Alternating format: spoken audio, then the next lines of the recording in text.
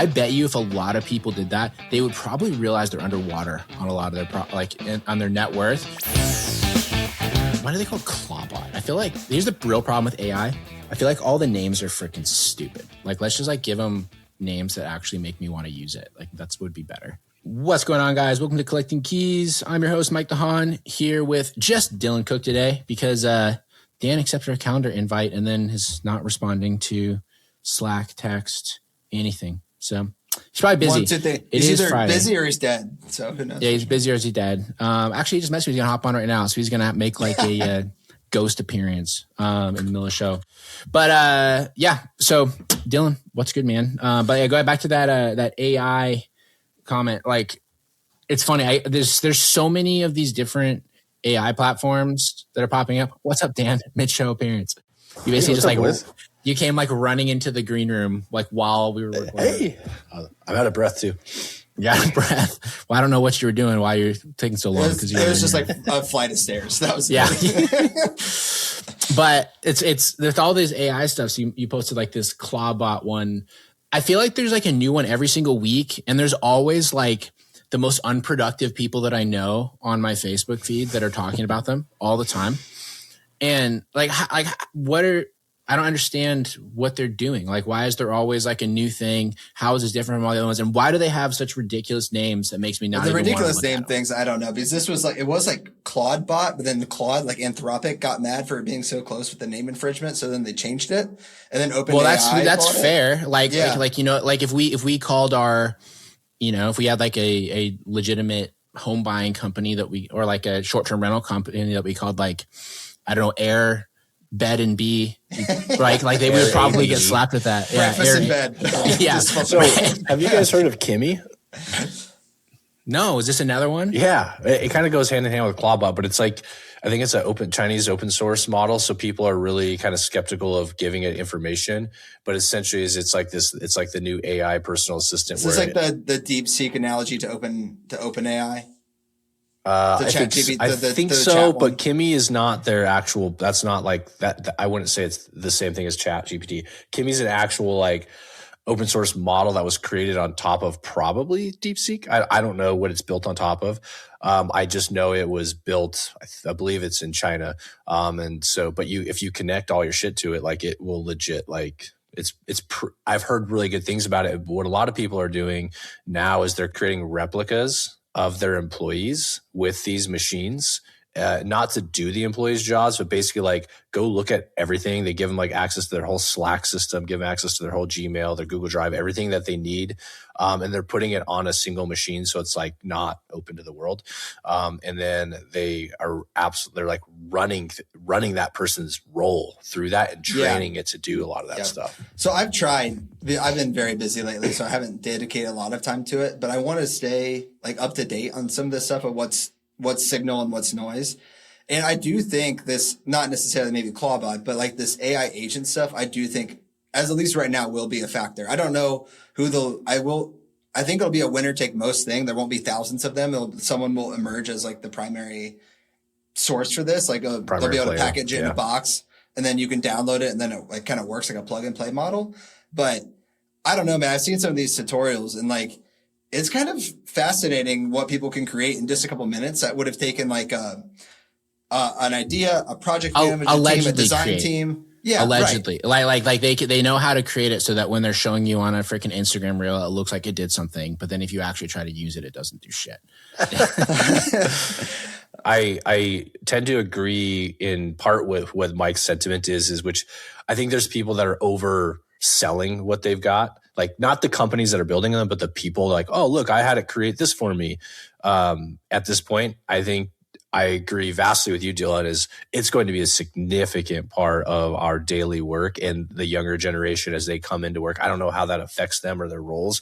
The key, and I think it will continue to be a challenge, is how much information in your personal life and your personal business do you give to these systems? Because once you give it to them, it's kind of out there unless you bring it, like unless you're a corporation and you can move all your shit to on-prem, right? Where you can like build it on your site and have it all like secured, which then it'll be less cool. It'll be less good, unless you're Amazon or one of these big companies. But for people like us and how it applies to real estate investors, small business entrepreneurs, I think at what amount of information can you give it that you're okay with giving it? I think it will become a significant amount of your labor force, not to, and I hate to say labor force, but I feel like it's going to make things more efficient. Even little things that I do in the lending business, I use it for it every single day. I don't have time to build a model, and I'm perfectly okay with that right now for some of the stuff I'm doing, but it makes my job way more efficient. So, two things I would say. One is a lot of the people that I try to listen to, it's just like in off-market real estate, that like who you listen to matters.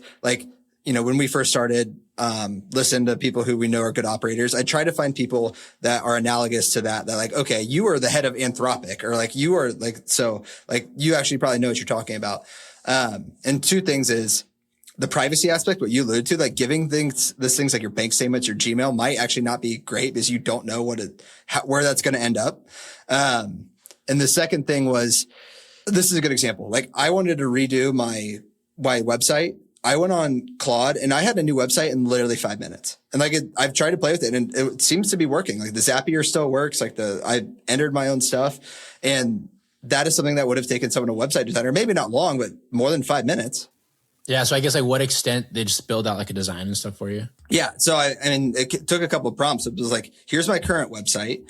And I gave it like I want this color scheme. I wanted to say these, what's it motivations? Like what'd you build it with? So Ari Simply is what it's hosted on right now. And so I had to upload like the HTML file, give it to the developers, and they had to do it on their end. Yeah. But I also asked it if I didn't do that. Well, here's the thing. I asked if I didn't do that, if I hosted it myself, like on a WordPress or something, he said it would have been a lot easier because I wouldn't have asked for those permissions.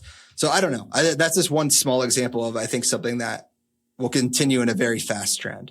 Yeah, I think so. That kind of stuff will change a lot, or like a lot of the repetitive stuff like Dan was saying before. But I mean, like I still think that people are not understanding its true use case. People are trying to use it to like create things.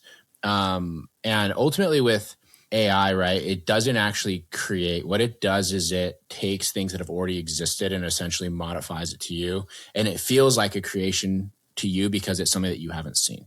Right. But like it does very few things that are actually like original. You know, it's all going to be stuff that it's based off of previous information that it's been given, which is fine. But I don't think that people are thinking about it the correct way, because when you're talking about having like employees, ultimately the value of humans, if you have good ones, is they have the ability to think outside the box and to do things that are outside of their scope. And AI is a very, very long way from being able to do that. Right. They can make, like it can like do a pattern recognition, right? And realize that there was something that was similar that happened before, and it can make an adjustment for it. But when you start to get to like some of these one-off deals, or, you know, stuff that is like a little bit more nuanced, right? So like for example, on the loan processing piece, let's say that we had like an AI bot that was, you know, talking to one of our borrowers in this loan we currently have and trying to figure out their liquidity. It has to know how to interact with this person and like kind of questions to ask and these sort of things, especially when the person is kind of like irrational or they're disorganized that it's talking to. It's not going to know how to like pry that information out of them if they don't participate, right? And so like in the example I'm talking about right now, this borrower, he actually had like a whole other business that had more LLC, that had more money in it. You know, they had like an IRA that had all these sort of things that overcame the liquidity issue. But is the AI going to know to ask about that? I don't know. Right. Because it's like just outside of like the box that you give it. Not yet, for sure. But yeah. Why couldn't you just feed it all your phone conversations and tell it to talk just like you though? Well, I think that's something that you could do. And this is the difference between like the LLMs that everyone's used to, ChatGPT, et cetera, versus like Replay is one that's out there that you can basically plug and chug apps that can even go up on the Apple App Store. Like, so I guess my point is saying is it changes very quickly. And I think I think it's important to stay on top of it. This is my message here. It's like, because I think if you don't, you could have competition that does, and that's going to be bad for business. Yeah, I think so. I think it's a tool that's worthy to be continuously researching and updating and testing and retesting, because it's not one of those like try it now and it sucks. In 2 months from now, it's going to be totally different. Yeah. And Mike's example of whatever he was trying to build with the platform, like it could be 2-3 months from now and it'd be like, oh, it works now. Right. Like, and that's, it kind of learns on itself. from an economic standpoint too, is like there's a reason why it's driving the U.S. economy. I mean, it's a lot of speculation. Well, there's a lot of money there. You could say it's speculation, but like, here's what I don't like. And I know Dylan, this maybe is a slight pivot to the topic where Dylan, you had sent some stuff on the jobs report. I don't like it when people are like, well, yeah, but it removes all of this. It's like, yeah, but every year there's always some speculation in the economy. Every year there's always this or that. So if you took out everything, then there just wouldn't be any data. So it's like, yeah, the economy's not doing that great except for AI. If AI was taken out, it's like, yeah, but AI is the next thing. That's like saying take out social media 6 months or 6 years ago. Like it became the thing, right? And so as it's becoming the thing, it is a massive part of the economy because it's consuming a ton of investment. And so for that reason, like it is speculation, but it's like pretty solid. Like AI is not going anywhere. The speculation on which company is going to do good, because there's a lot of companies out there right now that you don't know they're going to be dead. You know what I mean? It's always kind of. It's like MySpace doesn't exist, right? If you gambled everything on MySpace, whoops, even though they were the first mover, right? I think fundamentally the value, like the most common consumer value in AI is going to come from like the software companies, the applications that use it in their platform, right? Versus people trying to build it themselves. You know, that's a great point. Like right now, because there's all these sort of different tools and stuff. It's kind of similar to when the internet first came around and people were like building all their own websites and different things. Very few people actually do that shit anymore, right? You know, even if people say, oh, I build my website on Wix or WordPress. Yeah, that is the platform that is utilizing that ability, right? Yes. And so moving forward, I think that'll be something that like that's where the real value will not be in the underbelly companies that are creating the AI, but the companies that actually adopt. Yeah. Well, I'm thinking about it too. Most people aren't smart enough to do that stuff. Of course not, you know, but it's like cloud computing, you know, like for so long, there was all this stuff. This is when we were in college, right? About cloud computing, all sorts of things. There are all these independent cloud platforms that you could set up to host all your files and different things. No one uses those anymore. You use Google Drive, right? You use like the big companies' versions of that cloud computing. That's the same thing that happened with AI. Everyone should learn how to code to the no code movement to vibe coding. That's where we're at now, right? Yeah, so. Totally. But, you know, and what'll be interesting is like, how will that adapt and change and grow? Because, I mean, in my short period of time where I was learning how to code, there was already this big movement away from, like, if you were a good developer, you didn't actually code shit. You just knew how to pull stuff out of the libraries and tie shit together, right? And it's been that way for a long time. And now AI has just amplified the speed and the number of people that can do that. I don't know. Well, either way, they should stop having dumb names on things. Because I'm like, have you tried Purple Dragon? It's like, was that fucking cannabis or is that the new AI? Are we getting high today or what? This is funny. And we'll wrap up the technology story with this. So there's a realtor in my market, and he's like, oh, I just built this bot that takes like MLS data and calculates if a property cash flows or not. And he's like, there's 113 properties actually. And I saw that, like, my first thought, there's no fucking way. There's no way that's right. So I just asked a simple question. Does this account for percentage of like CapEx, maintenance, like that kind of stuff? And does it also account for tax reassessment when the property gets retaxed at the new sales value? And both of the questions were no. And we were going back and forth kind of like in a social demeanor. I was like, there's no way that you can advertise this to your clients. Like if you're telling your clients that these places actually cash flow, you're doing them a disservice. You don't understand how cash flow conversations work on the internet, Dylan. You ignore maintenance, you ignore CapEx, you ignore vacancy, you ignore any kind of drops in rents, any kind of tax increases. All that stuff's pretend. You just look at it. You just look at it today, and you just pretend like everything is going to improve for the next 30 years, and you will never have maintenance issues. That's a way better Instagram story for people. And like to that, if you're underwriting a place for at least for cash flow, and at least in my market, I would be comfortable with like a 15% off gross income, especially if you're burring it, because that means you're going to have a lot of the stuff replaced: the plumbing, the electrical, the roof, like the things that might be big ticket items later. But as we've talked about in the show, all those things have gone up: property taxes, insurance, the cost of repairs. Rent lately has gone down. So I might be adjusting what I'm taking off gross rents as a percentage basis to account for those differences. And that's going to make less things cash flow and will lower my purchase prices on some stuff. But like, better to do that than buy shitty deals. Totally. You know, but the problem is that feels harder. You know, buying a shitty deal and convincing yourself that it's good is easier. you know? Yeah. Until you run out of money. Yeah, for sure. It's like how people are trying to lose weight. They can convince themselves that they only eat pizza on Fridays and they eat an entire pizza that shut the fuck up. That's my diet plan, bro.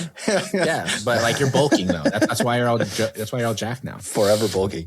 Forever bulking. Hey, I did that diet for a long time. This is like the fast, like where people intermittent fast. I was like, I intermittent fast like every day. I sleep and then I don't eat till like noon the next day. There you go. That's I wake up at 11:30. Yeah, that's actually really funny. You say I do an 8-hour fast every day. Yeah. Oh, really? Yeah. So yeah, I go to bed at 10 and I wake up at 6. If you said you read it in the Miracle Morning, though, people would be like, no shit, I'm going to try that. God. Oh, yeah. That's right.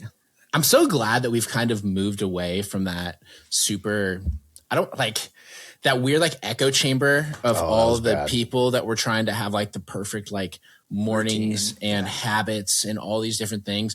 And the funny thing is I feel like the people that were the most into that were always not overly productive or successful people, or they were people that were already so rich. I'm like, yeah, of course you have a freaking 6-hour morning routine. You have fucking nothing else to do. Yeah. Right. Or like you don't I will need say to do anything. It's the 20-year-old that doesn't have any other thing. So he can do all this other stuff. That was me for a little bit. And then I was like, oh, I got older and I had a kid. And so like, oh, that goes out the window. Yeah, for sure. Yeah. But like that whole movement, I feel like a couple years ago was like everywhere, and everyone had like a new book that was talked about. It was like, here's my book, The 5-Second Morning Secret that I'm writing. And I'm going to go talk on all these stages and be on all these podcasts talking about how great it's a modern version of P90X. That was like the first thing I remember like the fitness industry. Version of P90X. Hey, that one black dude that was in that, those ads was freaking shredded. I'm like, no wonder they sold a lot of those. I was like, I want to look like that guy. He already had it. Exactly. Yeah. Exactly. He did not get that body from P90X. But God, for so long, I feel like that was such a problem. And I think that's one of the reasons that Hormozi got so popular so quickly is because there was definitely an appetite for like a just shut up and do the work sort of thing, and he just fully embodied that.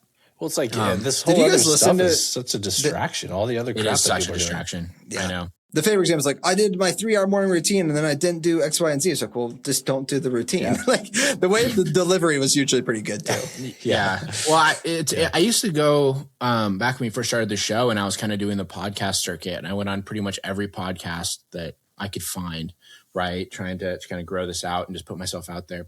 And that was one of the most common questions is like, what kind of like morning routines and stuff do I have that make me be successful? And like my answer was always like, well, especially back then, I didn't have kids. I didn't have much else to do. I was like, well, I wake up and I start working and then I work out at like noon and then I work until I go to bed. And like, they never liked that answer. Yeah. They always like wanted to like, well, do you like structure things this way? Do you like this? I'm like, no, dude, I just, do you have a sauna? I have none of that. Right. A cold plunge? No cold plunge? Yeah. There's no way you could be successful without a cold plunge. Right. It's not possible. That's why I live where it's winter. I don't need one. I just go outside. Oh, shit, right. Do you guys, when you guys were doing your off-market business, did you guys ever get buyers that came back to you because they lost money on the deal and they thought it was your fault for selling them the deal too high? No, because we only sold good deals, Dylan. Yeah, actually, no. We haven't had that. I can confidently say that we never had that. I had someone call me today and he was angry because he's going to lose money. And he's like, and it was like his second deal he ever bought. And I was like, but to be fair, the contractor that he hired, they did a very piss poor job of the remodel. And that is why the house isn't selling. Like, it's weird. I mean, we've definitely had buyers that have had similar circumstances. They very rarely, they've never blamed it on us. I don't think we've ever had that conversation with anybody. The question always comes down with those people is like, at what phase caused them to lose money? It's like, and because like it is possible that you sold them a shitty deal and they overpaid for it. And we've definitely sold deals for more than people should have paid for them. It's usually because they were like, there's like a bidding thing. It's either they really wanted it, different stuff, whatever. But the areas that especially newbies tend to lose money is, like you said, it's the contractors that do a shitty job and they kind of like just patch together, especially in this market. And now you have this piecemeal house that goes in the market, it's competing against better stuff. Or it's like if they are one of those like really dumb newbies that has no money and they just find like whatever crooked local hard money lender is going to steal all their profit, which we have one of those companies here. And like, they will take these people that have no money at all. And they'll give them like, and they'll say like, hey, we'll give you 100%. Or like, we'll just do, it's just gonna be 5% for you to close the loan. That's what they'll say. Jesus. But they don't, that's not 5% down. That's 5 points that they're charging you. Yeah. That are probably right. And paid up front. I paid up front. Yeah. But you don't get back. And so like how they pitch to these newbies is they'll say like, oh yeah, if you talk to like Kiavi, here's how much they need to close. We need way less than that. But they don't explain to them the difference between the fact that it's a down payment that's equity versus just fees. Yeah. You know? Yeah. And these same companies, they'll like extend and they'll like just take all this money from people and then ultimately foreclose and then just like flip the house themselves. And that's a really big thing that gets people is like the too expensive money out of the gates. You know, not running their numbers correctly on that. Yeah. I mean, ever since I made a Facebook post, I've been inundated with people who are trying to like, because I offered 100% financing and I told Mike the other day, I probably turned down close to $2 million worth of loans. Not just because I don't have that much to give out, frankly, not even close. Yeah. But the deals themselves, like even if we were to go down that rabbit hole, they probably wouldn't pencil because they don't have any money or they're trying to give away too much where it doesn't make any sense. Yeah. Well, you know, it's like, that's what we were talking about the other day. And then you had that one that came in that was like so desperate they're willing to offer you equity. Yeah. And 30% equity for $150K. You didn't even tell me details. I just said, don't do it. Don't do it. Yeah. Like, don't even like, just like, because it's, you know, and it's a dumb thing for them to do. Right. Yeah. Like it doesn't make sense. And that's also another thing. If you're like a newer investor kind of getting into the space, don't give away too much on your deal if you don't have to. It's stupid. Yeah. Like you can probably give away less than you think. And you think it's like, oh, people aren't going to work with me because I'm new, whatever. It's like, what will make people want to work with you is if you're organized and you have realistic expectations, right? And you actually do due diligence on a deal, not like giving away extra on a pipe dream that a pro knows is BS anyway. Yeah. Right. Yep. You know, so I would have given like 150 grand, would have got paid back the 150 grand and made 50 grand. Yeah, no way. No, you would have got paid back jack shit, Dylan.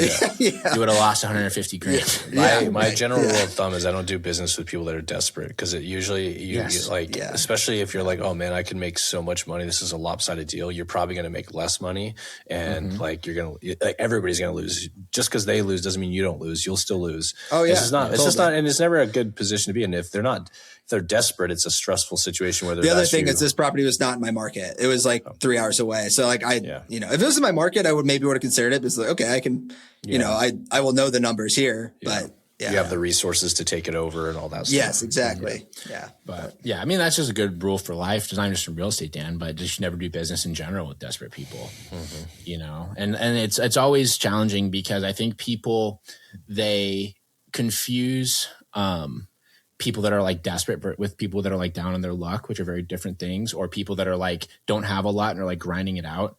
Because you hear people say, especially when, you know, hiring salespeople or starting up or whatever, and they'll say, I want to be with somebody that has nothing to lose.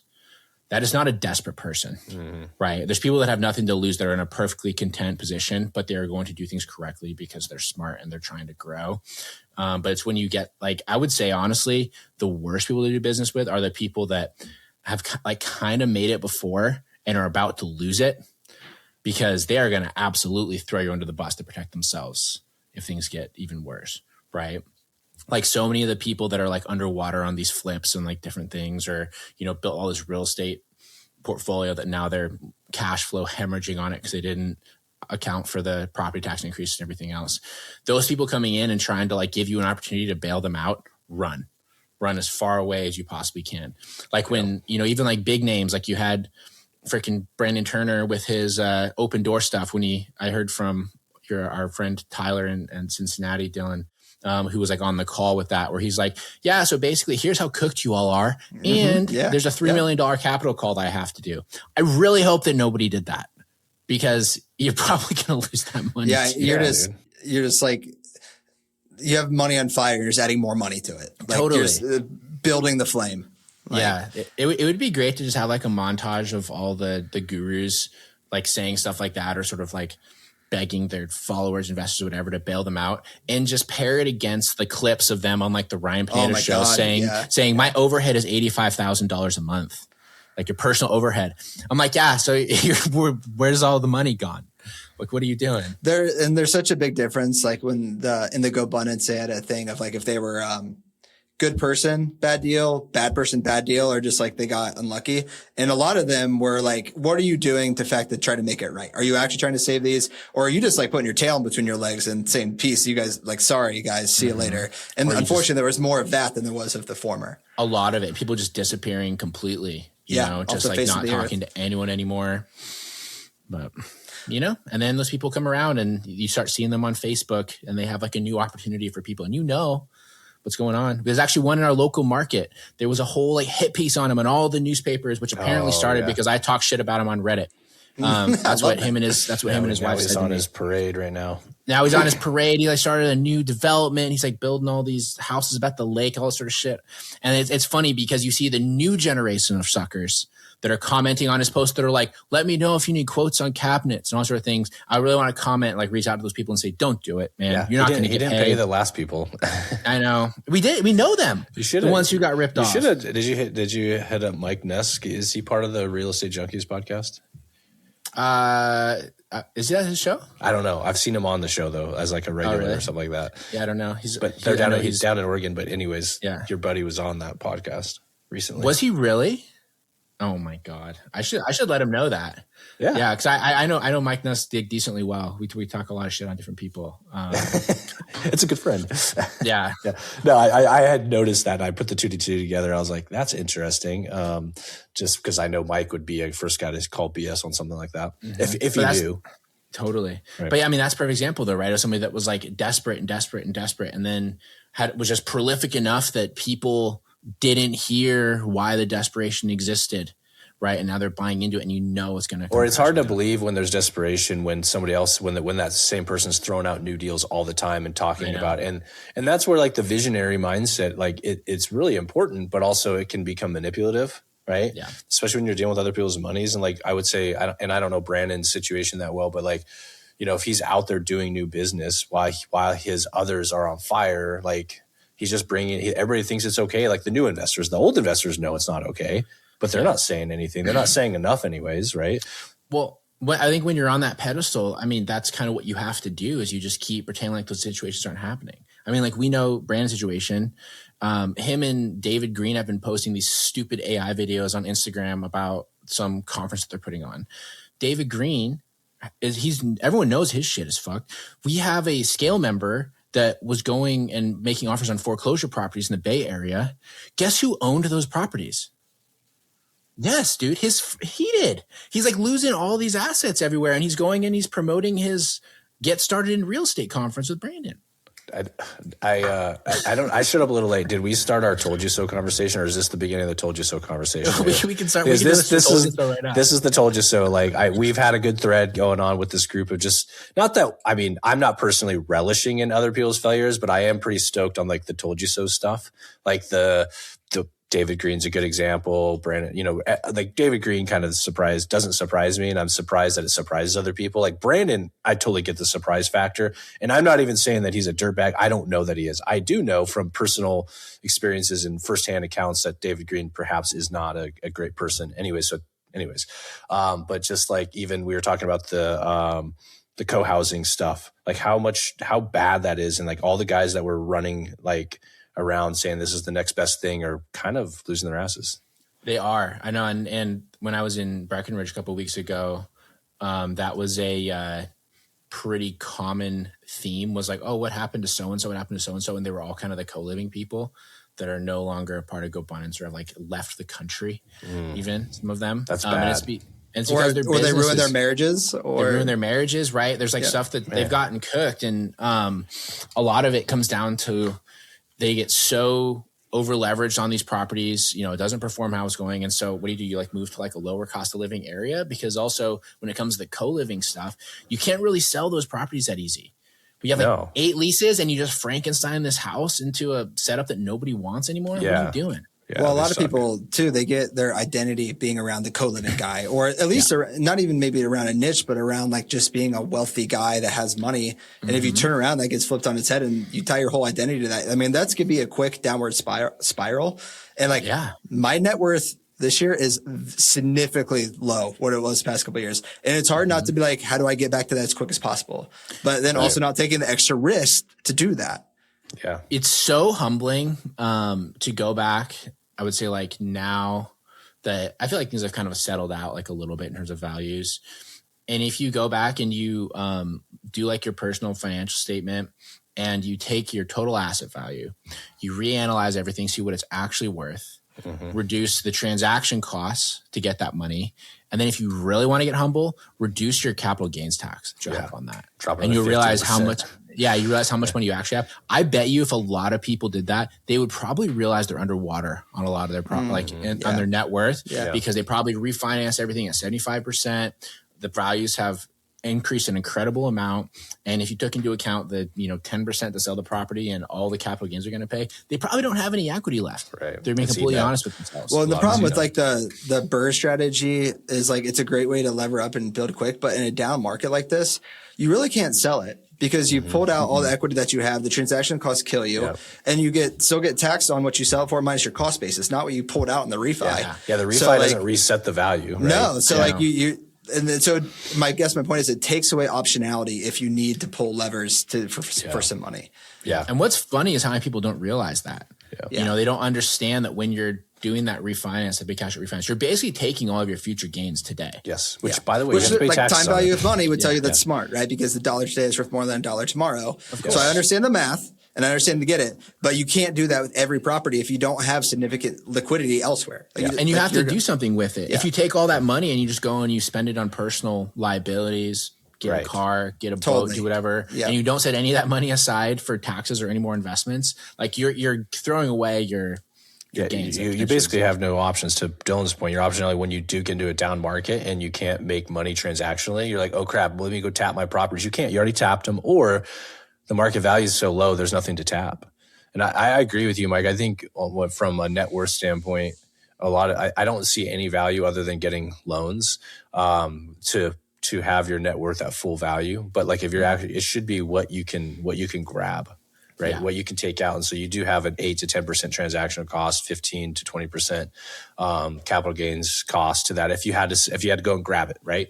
So if you're all in real estate, take off a huge chunk of that net worth. Like now, if it's a different type where the transactional cost is low, like stocks or something, your transactional cost is low, right? That's not as big a deal. You still have capital gains though. It's like, what's the point of net worth if you can't spend it? So you got 20% of your net worth you can't spend, maybe more, 25%.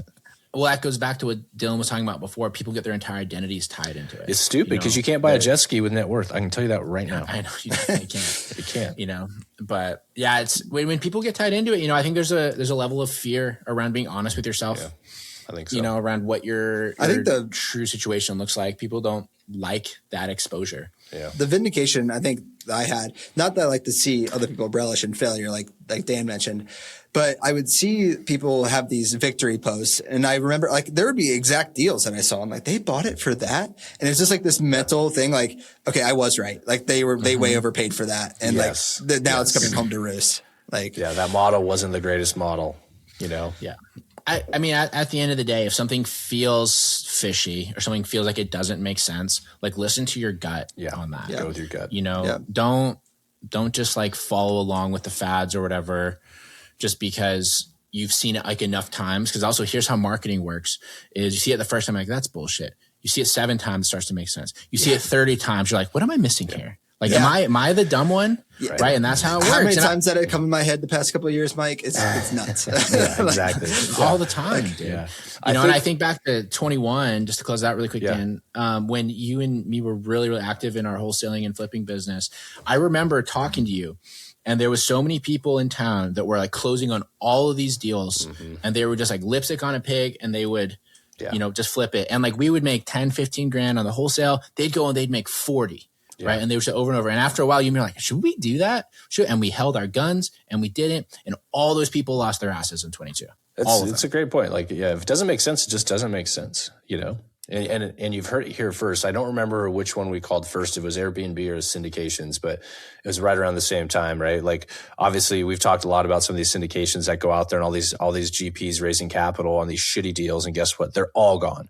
Airbnb operators, the same thing. Like, and there's nothing wrong with any of these tools, by the way. Like co-living, to be honest, I think is a great tool for a very specific use case. You shouldn't make that your whole business though, because that is not a business, right? That's how do I maximize cash flow on a property as one strategy, right? Maybe I cash flow $300 or $400 a month after everything on this house, but given my market circumstances currently, I can cash flow 2,000 and I'm willing to put the effort in, right? Cool, do that. Don't make that a whole business where you're tearing up neighborhoods because it doesn't make sense, right? But their Airbnb thing, again, that's a great strategy for in certain areas with certain people and certain goals. But we saw that whole industry kind of get wiped out, and that continues to consolidate to the point to now where you're like, unless you're traveling with a group, you're like, why don't I just go get a hotel? It's going to be clean and nice, and the washing machine's not going to leak, So right, and then co-living is the latest, and it's like, what's the next told you so? They're coming. It's going to come up, and I think you got to just do. I don't want to say do what seems smart, because I don't think the knowledge out there is at a capable level of the education you see out there, because it's also stupid. A lot of the Airbnbs are in like the vacation markets where it has to be where it can't be a long-term rental and it makes financial sense. Like I had one Airbnb, but if it didn't work, I was like, I'll just rent it and it'd be fine. Exactly. Well, that was one of the first ones that Dan and I sort of started talking about, it being such a big bubble issue. Was we had a couple houses on the market. I remember we were getting offers over ask from people that were trying to turn them into Airbnbs. And these were in just suburban neighborhoods in Spokane, Washington. Yep. And I'm like, what are you justifying this on? Mm-hmm. And the whole thing was, well, you couldn't get DSCR loans because you were overpaying for it. So they would go and get these Fannie, Freddie, conventional full doc loans to get by these Airbnbs because no one else would lend to them on it. At that point, the lender's just lending on the person, not the property. Their justification was always like, oh, I have a friend that's killing it and they're getting cash flow on this. It's like, you're like, this 2-1 and East Spokane is not going to be a badass Airbnb. And maybe for a couple months it was during COVID, when everybody was like, I'm going to go visit family in this random city, you know what I mean? And Airbnb things. But then people quickly found out, and I've been subject to Airbnbs where you show up and you're like, those pictures were awesome, but this place sucks. You know what I mean? And so it's like, and that reality came in. Also, clean the entire fucking place before you leave. And then we're going to pay cleaners to clean it after you clean it for $500. Yeah. It just got out of hand. Right. And now I think there's still a great use case for vacation rentals. I think there always will be, but not as a business model. Like all these guys are trying to do. It just doesn't make sense. And location definitely matters, but yeah. You know how you tell when a niche of any market is truly become a bubble and is about to collapse is when you see people expanding into services around that industry. And you have the person that was the original Airbnb person that you heard about, and now they no longer are doing that, but they have an Airbnb management company or they're building out some kind of platform around it, some sort of cleaning thing or something else. Yeah. Because if the core of the industry was going that well for them, they wouldn't pivot. Right. Just like how the whole thing is, once you have people that are graduating to becoming gurus or different things, it means they probably weren't that successful at that business. That was kind of when we were really running scale. That was one of the things that we always had to do that was different, was we were operators first, right? And then we had scale kind of on the side. It turns out that actually makes it almost impossible to grow a community because you're competing with the freaking gurus that just tell the potential member what they want to hear.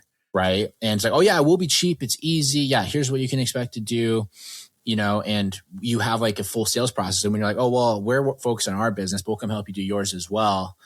And yeah, it is hard. You probably need to have $50,000 to get started. Nah, fuck that. I'd rather go and pay more, be $8,000. I know. Yeah. And then they'll get a testimonial from someone who's paid that. Oh, I made $50,000 my first 2 months. Exactly. It's like, you were just paid $2,000 to say that. So yeah, totally. Yeah. It's like that with everything. Yeah. The last point to touch on with this is at least personally, my wife and I have done a decent job of keeping our expenses low during this whole time. I didn't look at the P&L as we're growing our rental and be like, okay, now that we can afford $1 million house, even though maybe we could have, we've even if we lost 50% of our rental income, we'd be okay. And I guess coming from the risk averse asset or risk averse part of investing first. And then, we probably won't upscale now for a couple of years until the portfolio can pay for it by itself. Yeah. I don't even have to do the wholesaling stuff. Yep. So Yeah, I think that's important, right? And thinking of it as a business, because real estate investment at scale is a business. And so just making sure you're looking at it, the risk you're taking for the rewards you're getting. When you're having to invest a lot of capital and a lot of effort, like it's hard to man. I mean, what you're doing, Dylan, like not very few people can do what you do, which is manage a decently sizable portfolio and a pretty damn good wholesale operation. Oh, by the way, you're flipping houses too. So you got property management, you've got flipping, you've got wholesaling, and essentially marketing for that wholesale business. So it's like, that's a lot. And so if you can't see the amount of risk that someone has to take when it comes to property ownership versus the reward, it's pretty crazy, right? Like, I think the surprise.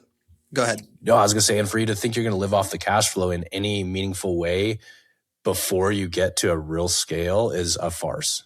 Yeah. The surprise of entrepreneurship, and not in real estate, especially because of the bigger numbers, but like how much difference your income could change on a week to week, month over month, year over year basis. Like it could change a lot. One of my current pet peeves, and then we'll wrap up. I see this happen periodically. It's always from like, I would say like the low level sort of financial gurus that are just like pandering to their Facebook audience. They'll say shit like, step to get wealthy, buy rental, buy rental, buy rental, buy rental, buy rental for 20 years. Yeah. Congratulations, you're wealthy. I'm like, nah, it's not really how it works. Yeah. No, it's not. There's the guy on Facebook or Instagram that says, here's the secret to being success. And it's like, buy 10 rentals paid off before you're 30. And then it cuts to someone else like, oh, fuck, why did I do that? Right. This guy with the curly hair. I like that. I don't remember, but I was like, this is so funny. Damn it. I didn't think about that. Yeah, it's like, shit, what was I doing in middle school during the 2009 crisis instead of buying property? Every year for 10 years, come up with an extra 75 to 100 grand to put as a down payment on a property so that it cash flows for 10 years. I one more. I saw this got circulating on Reddit.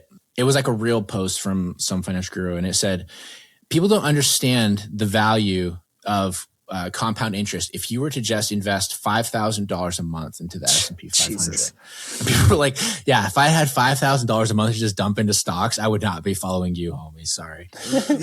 Right. That's 60 grand a year that people are pitching pennies. That's like the average household income in the United States. It's so out of touch.